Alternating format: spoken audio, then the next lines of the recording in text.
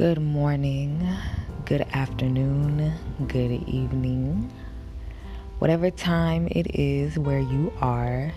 Thank you so much for joining me. This is Drawings to Doze Off To for the sleep-deprived. And right now, I want you to take a deep breath, lay back, loosen up. Just completely untense your body and prepare to be at peace.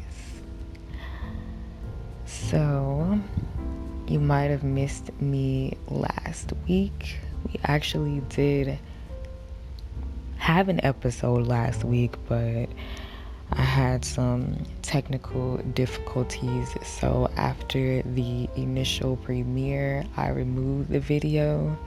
And I planned on re-uploading it, but it's just such a time-consuming process that I never got around to doing it. The issue was that for some reason, the jazz music playing on that video stopped after about 3 or 4 minutes, and then the rest of the video was just completely silent outside of me talking. And there was a lot of moments in that video where I wasn't talking at all. And so it would just be me drawing in complete silence. And the jazz plays a very big role in these videos because it's not just my voice that is supposed to be soothing you. I know my voice is very soothing and can put people to sleep, but the jazz is also a part of it. They have to be together or else the whole vibe of the video is thrown off. So I didn't want to leave it up there. It didn't get a lot of people viewing the premiere anyway, and I feel like that was a big part of it. Like, people jumped in and then they're like, why is it so quiet? And they jumped right back out. But I'm gonna do my best to make sure that doesn't happen anymore, because exporting these videos takes hours, and then uploading them takes hours. So I don't want to have to do that process more than once ever. But anyway, I'm back this week with a brand new chalk pastel painting, and in this episode I'm working on a portrait of Megan Thee Stallion. Now, usually when it comes to drawing celebrities or public figures, I tend to stick to the people who I am a huge fan of. You know, I've drawn Michael Jackson a bunch of times. I've drawn Beyonce a lot of times. And I draw my celebrity crushes and things like that. And Megan Thee Stallion is not somebody that I'm too familiar with. Obviously, I know who she is. I've heard some of her music, but I haven't really taken the time to sit down and listen to a full project by her yet. I plan to, just hasn't happened yet. But I know she's very well liked. She has a big fan base, and a lot of people really support her and her brand and what she's doing in the music industry. And so that plays a part, because obviously I knew people would want to see a painting of Megan Thee Stallion. But I'm not somebody who can do portraits of people just because I know it's going to be popular with my audience. I have to actually want to draw them.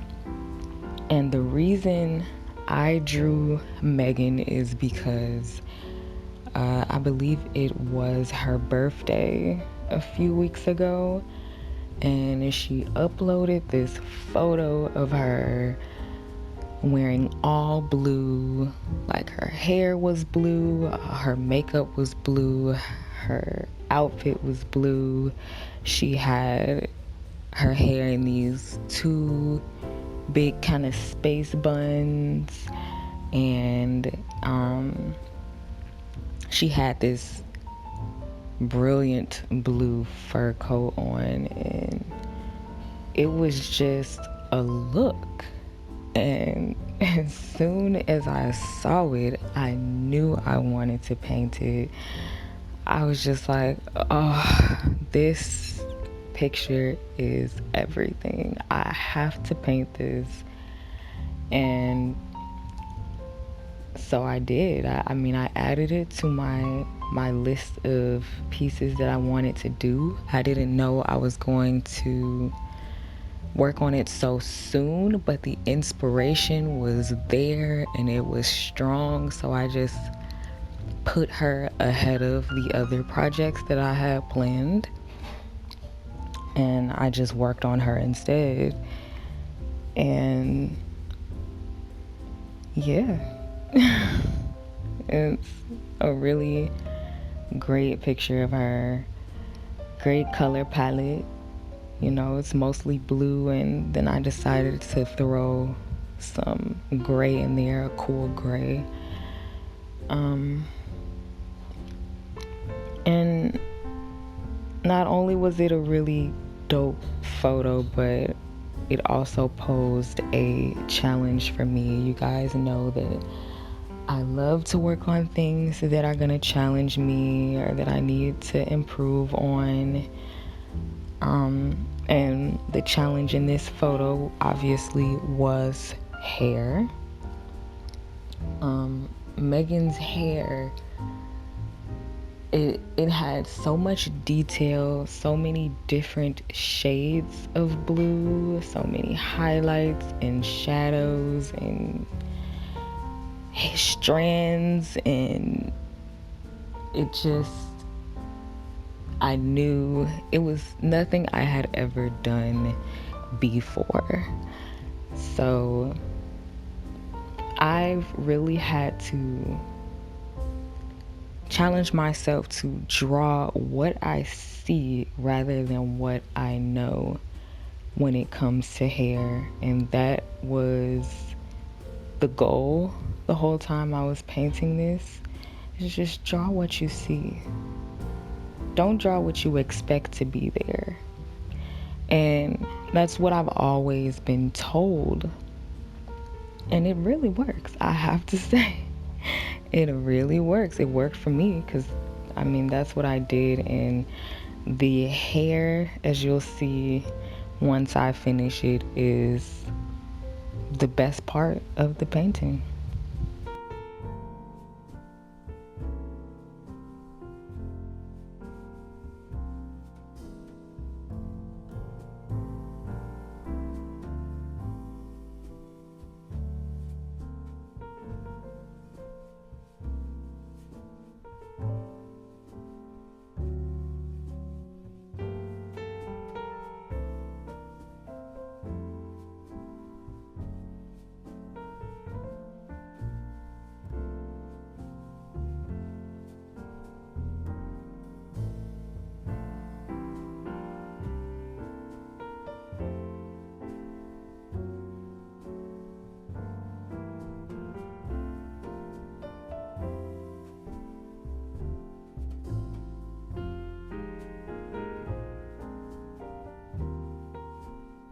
Once again, for this pastel piece, I am using the shading technique that I started a while back, that I used on my last commission and on my last pastel painting where I shade in everything in one layer and I blend in the next step, and then for the third step I go back in and refine everything and add small details.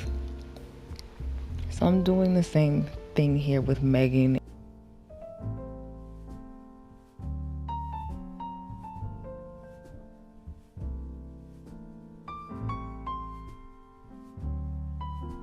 Doing this blue hair using that shading technique was the most fun thing ever. It just looked so perfect. Even before going in and blending it, I could just tell it was gonna come out amazing. And while I was doing it, I actually posted progress photos of the hair, and it got a lot of attention because it just already looked so real.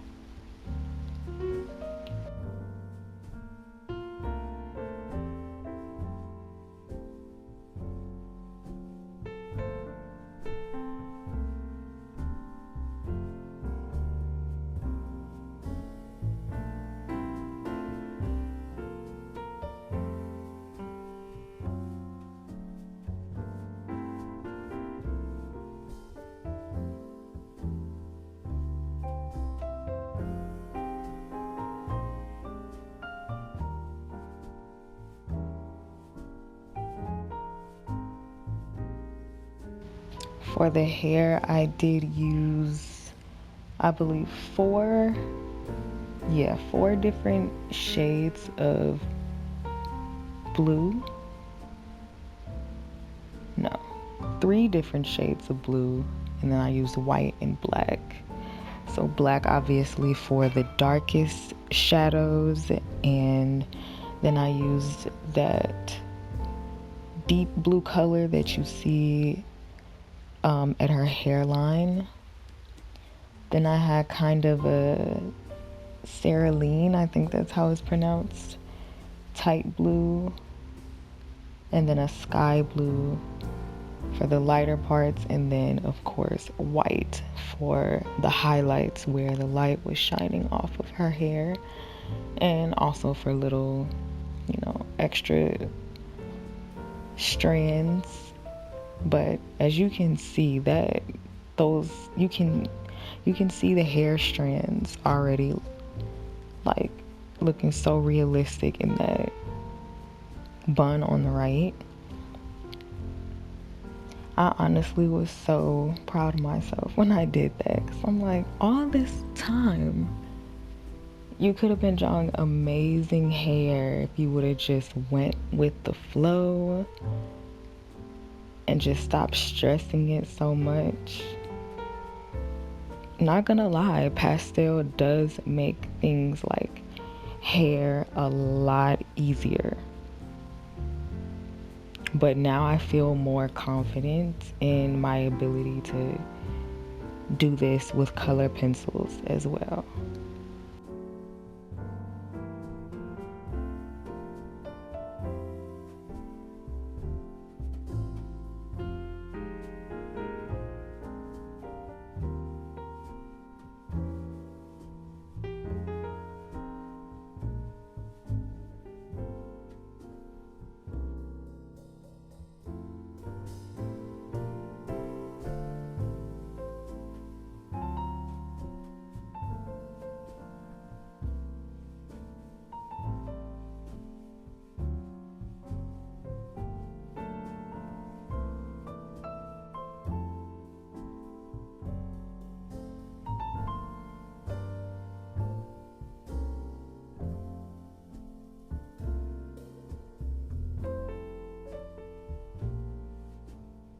During this part of the process, I did realize that I had drawn her eyes a little too high, and because of the angle and the expression in the original photo, it started to look a little off. Like it looked like her, but at the same time it didn't.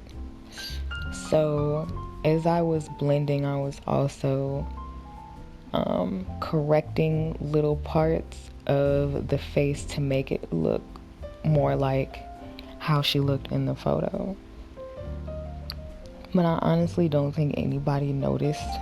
I was afraid to post it online, afraid that people would say that it didn't look like her, but nobody did.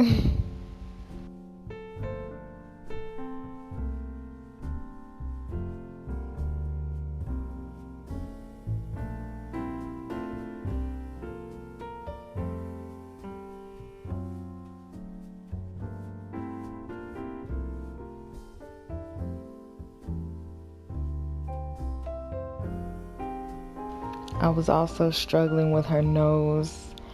While I was drawing Megan, I noticed that she has a really cute nose, for one.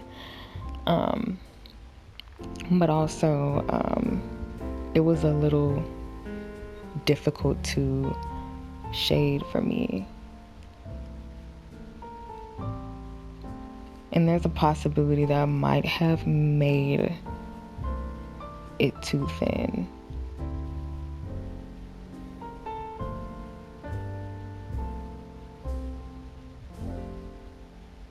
I actually do that a lot, especially when I draw myself. I make noses too small.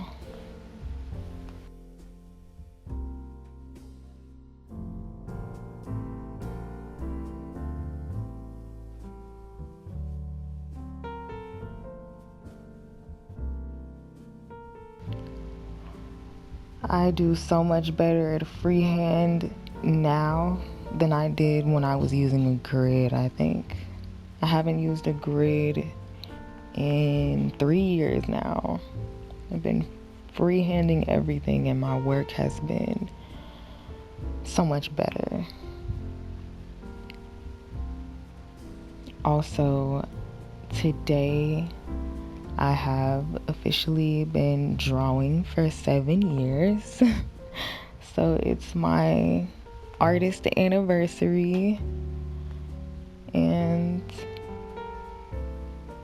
I would say that I'm super proud of where I am now compared to where I was 7 years ago for sure, but even just a few years ago, 2017, I feel like I've really come into my creativity and originality and my style as an artist.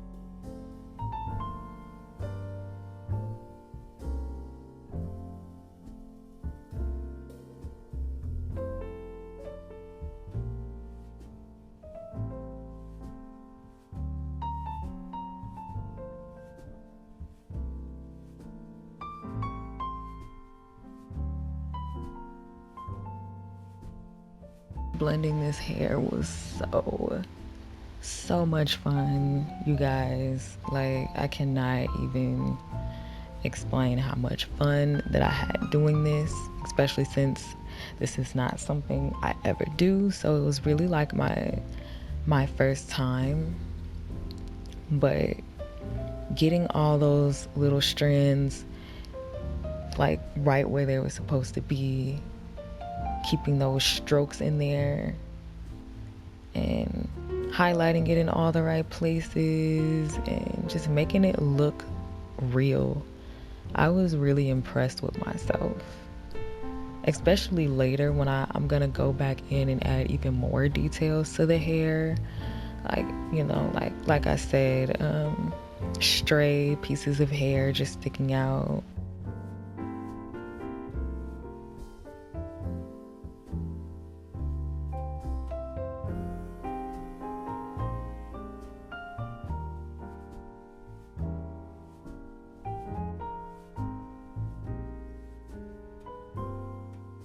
think I was listening to a true crime podcast when I was painting this. Yeah, I think I was listening to the My Favorite Murder podcast, and they were talking about, what was it, the Wonderland murders. And during the podcast, they said that there was actual video footage that you can go online and watch of the crime scene. The police filmed the crime scene with all of the bodies still there. Of course, me being the true crime fan that I am, I went and looked at it. So it's like a 10-minute video, and I watched the whole thing in the middle of doing this painting. Yeah, for those of you who didn't know, I love true crime. I love like documentaries about it, really suspenseful TV shows and everything like that. Anything to do with true crime, murder, serial killers, cults. I'm actually, this past week I've been binge watching Bates Motel. I had started the first season some months ago. I got through like half of it, and then I just got busy and I never went back to it because I'm binge watching like 27 shows. But I went back to it this past week, and I ended up binging the whole rest of the first season, as well as seasons 2, 3, and 4. And now I'm about to finish season 5. I think I have 2 episodes left, and then I'll be all done. But yeah, it's it's super interesting. It's right up my alley. So if you're also into things like that, Bates Motel is on Netflix. It's based on the movie Psycho from the 60s. If you don't know what Psycho is, I'm sure you've seen that clip, that black and white clip of a woman in the shower, and then suddenly there's a man holding a knife over her about to stab her. That's the movie Psycho. So Bates Motel is based on the killer in that movie, Norman Bates, and it's just pretty much showing you how his upbringing and his really inappropriate relationship with his mother and all of that stuff eventually led to him becoming a serial killer. So that sounds like something you're into. That's a little suggestion.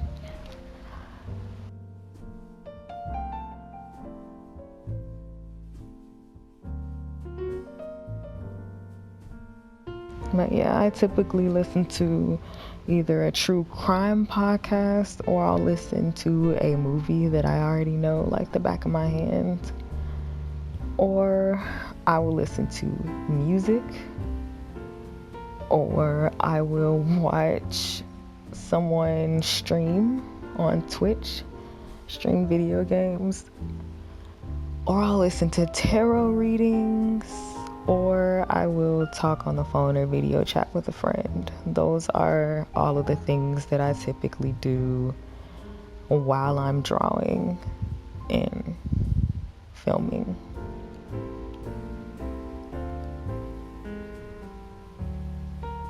Listening to music is a really good one because it keeps your energy up. And like I'm the type of person who will draw, listen to music, and be dancing and singing the whole time. So sometimes when I really need to focus on something, I'll try to do something else, because sometimes when I sing and dance, I'll like stop drawing altogether because I'm like so busy doing that. But it does make drawing really fun. I remember when I first found out I could draw when I was forced to take this drawing class back in college. My art teacher in that class, whenever we would have days where she would give us something like a task to complete and we would just have to draw all day. She would let us listen to music in our headphones. So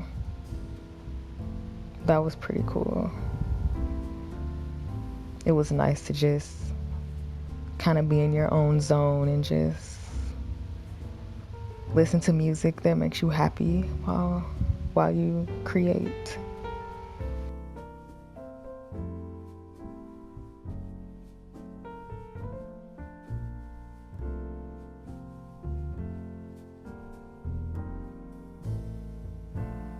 So we're coming to the end of this painting. There's not really much left for me to do. I'm just adding finishing touches at this point. You'll see me fix the hair up a little bit more. Maybe fix some details in her face. But it's pretty much done. I did accidentally date this drawing as February 2nd, but it was March 2nd when I completed this. I actually have to retake photos of this because it says February 2nd on all of the prints that I've made. But anyway, speaking of prints, this is the first piece this year that I have made prints of. I decided at the end of the year, last year, that I would not be making prints of every piece anymore. I would only be making prints of the pieces that did really well as far as engagement and, getting attention and reactions on social media and people actually requesting that I make prints. So this painting did really well in that regard. So it's my fourth piece of 2020 and the first one I made prints of. I will link you to the prints in the description box, as well as link you to the original, which is for sale. You can purchase it either framed or unframed from my website. And that's it, folks. I hope you enjoy this painting of Megan Thee Stallion, and I hope you enjoyed this episode of Drawings to Doze Off To. Please leave a like on the video and subscribe if you're interested in seeing more episodes. Share so that your friends who need help getting to sleep can watch as well. And I hope you have a good night and sweet dreams.